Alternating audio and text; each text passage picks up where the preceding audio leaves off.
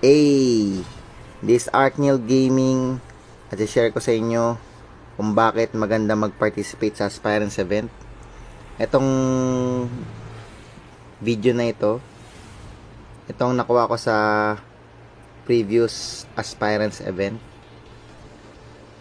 Makita nyo dito na nakakuha ko ng 2 collector skin at 3 epic skin sa isang 10 times draw. Ganito kalupit ang event na to kapag swerte ka, guys. Tsaka maliban doon, marami ka rin makukuwang epic skins kahit single draw lang gawin mo. Minsan makakachamba ka talaga.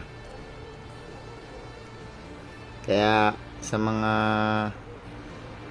balak kumuha ng mga maraming skins dahil may collector